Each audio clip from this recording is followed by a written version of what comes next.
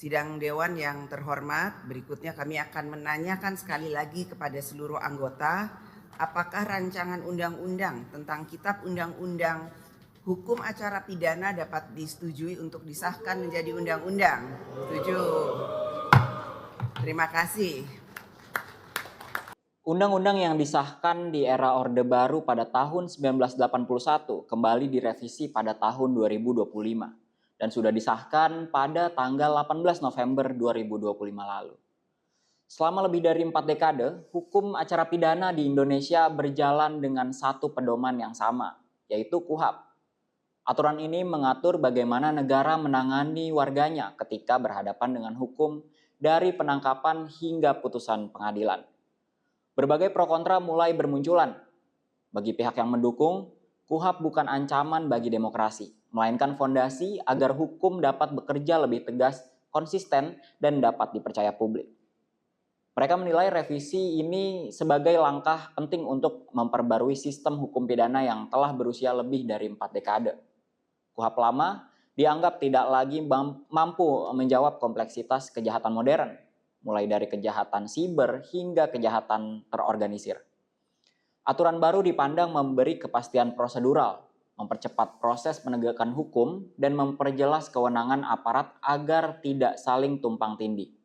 Pemerintah juga menekankan bahwa KUHP dirancang untuk menyeimbangkan efektivitas penegakan hukum dengan perlindungan hak asasi manusia, serta memperkuat stabilitas politik melalui sistem hukum yang lebih tertib dan terprediksi.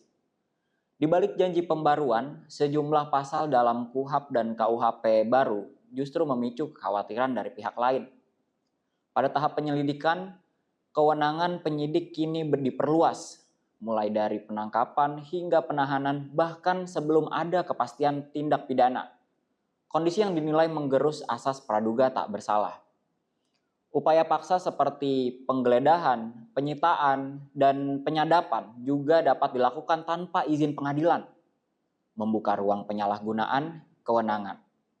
Ketentuan tentang tindak pidana agama yang kabur dikhawatirkan berubah menjadi pasal karet, menjerat perbedaan pendapat.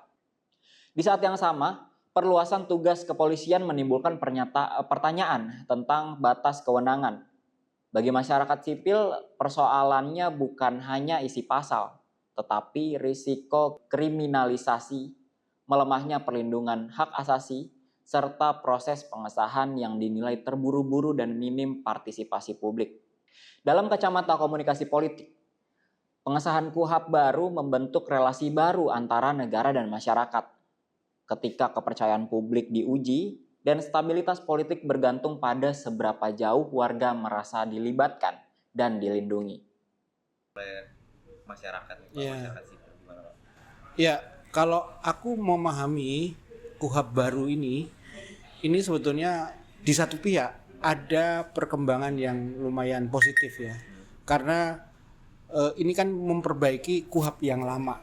Jadi kemarin kita memberlakukan KUHP yang lama dari peninggalan kolonial menjadi KUHP yang lebih baru.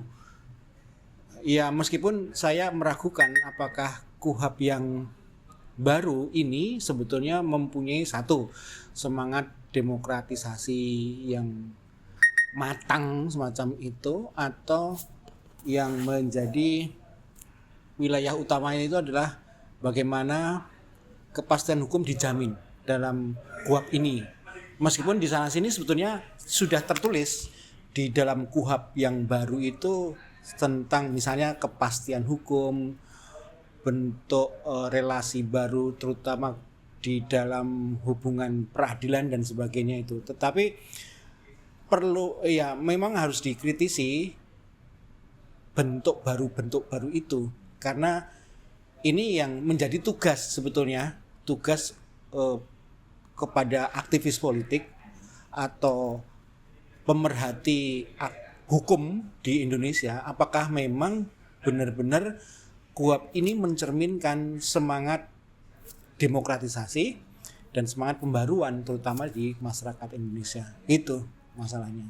Nah, itulah yang akhirnya ini memperlihatkan bahwa sebetulnya itu belum imbang ya, belum imbang bagaimana semangat keadilan dan semangat peradilan itu dibentuk semacam itu. Jadi masih ada satu distrust, atau istilahnya kan kemarin kan kita mengalami apa ya, istilahnya dalam terutama yang demo-demo terakhir itu kan, itu menunjukkan bahwa masyarakat itu kan begitu mempunyai mistrust, ketidakpercayaan kepada kepolisian.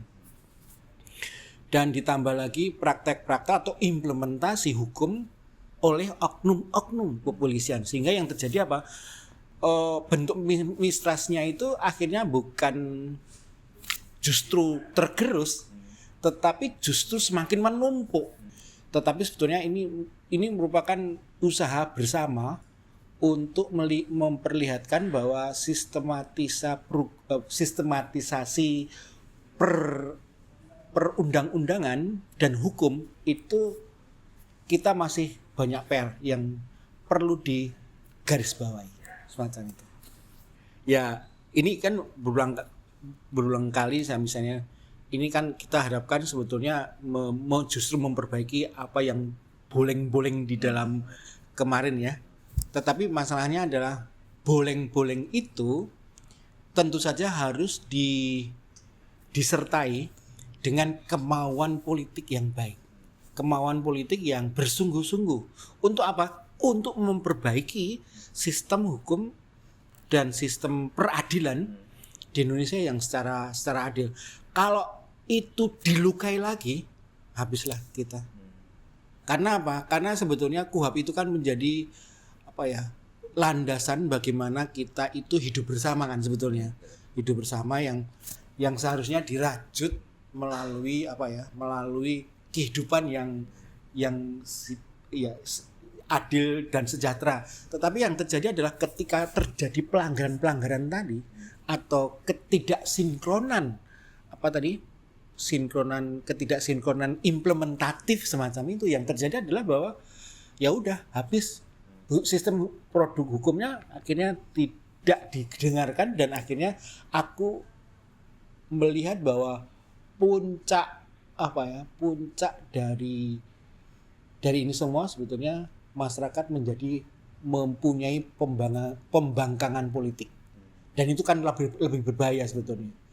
Kalau masyarakat tidak mempunyai kepercayaan lagi di polisi, dia tidak mempunyai kepercayaan lagi dengan pemerintah, habis. Tidak ada sendi-sendi hukum yang bisa dipercaya. Padahal demokrasi itu salah satunya yang paling vital adalah memastikan hukum itu berjalan dengan baik, semacam itu. Saya khawatir kalau semacam itu masyarakat akan terbelah-belah lagi dalam yang sistemnya sektoral. Akhirnya yang diuntungkan sebetulnya adalah penunggang biar masyarakat itu tidak percaya dengan sistem hukum. Itu aja. Untuk merepresivitas masyarakat yang hanya melakukan tindakan-tindakan kesehariannya. Sekian dari Universitas Indonesia, terima kasih. Titik inilah stabilitas politik diuji, bukan semata oleh isi KUHP yang diserahkan. KUHP bermasalah. Semua bisa dilakukan. Tetapi oleh cara hukum ini diterapkan dan dikomunikasikan. Apakah meredam ketegangan atau justru memicu ketidakpercayaan publik? Kalau kenyataan kayak gitu. Sebetulnya kan KUHP itu kan satu, mempunyai semangat untuk memberikan kepastian hukum. Karena apa? Karena di dalam konteks kepastian hukum itu kan sebetulnya memberikan suasana yang baik untuk mengembangkan sistem demokratisasi. Itu yang paling penting. Tetapi yang terjadi adalah bahwa seringkali ini itu misalnya ada frame negatif dan frame positif ya. Frame positif itu jelas bahwa menguatkan sistem demokratisasi atau sosial di Indonesia, jelas. Itu kepastian hukum itu akan menjamin itu. Tetapi yang jelas adalah bahwa frame negatif itu adalah ketika justru KUHP ini misalnya tidak menjamin kepastian untuk proses-proses kriminalisasi, itu yang menjadi masalah. Kan seringkali dulu kalau misalnya kita lihat dalam konteks dalam kehidupan sehari-hari, seringkali kan satu orang dengan orang lain ngomong-ngomong, kamu melakukan kriminalisasi kepada saya. Nah ini di dalam konteks KUHP baru itu interpretasi itu sudah dilemahkan menjadi tidak kuat lagi, sehingga yang terjadi proses kriminalisasi itu menjadi sangat rentan untuk bisa dilemahkan semacam itu. Dan itu kan proses kriminalisasi kan berkaitan dengan soal proses sosialisasi dan sebagainya, proses demokratisasi dan sebagainya. Karena seringkali kan penafsiran saya dikriminalisasi oleh presiden, saya dikriminalisasi oleh kelompok mayoritas misalnya seperti itu, kan akhirnya kan ada penafsiran tunggal atau penafsiran yang bisa ditaruh ini loh, ini bukan kriminalisasi. Kalau Anda diperlakukan semacam ini, jangan disebut sebagai proses kriminalisasi. Itu dijelaskan di dalam KUHP itu. Berarti kurang lebih kayaknya KUHP tuh nggak akan mengurangi situasi atau konflik-konflik politik yang akan terjadi ya Pak? Malah akan menambah ketegangan di masyarakat. Mas, itu saya khawatir kalau tidak hati-hati dan tidak diimplementasikan di dalam bentuk-bentuk regulasi yang matang semacam itu oleh Komite Reformasi Kepolisian dan sebagainya itu sama itu Jimli Asyidiki ya, itu akhirnya itu loss lagi, menjadi tidak terkontrol semacam itu. Berarti pemerintah nih harus tindakan apa yang harus pemerintah lakukan? Harus bijak, agar tidak terjadi kerusuhan kayak Agustus. Ya mau tidak mau, satu paling tidak dimatengin. Ini kan lemahnya adalah ini dibuat terburu-buru masalahnya.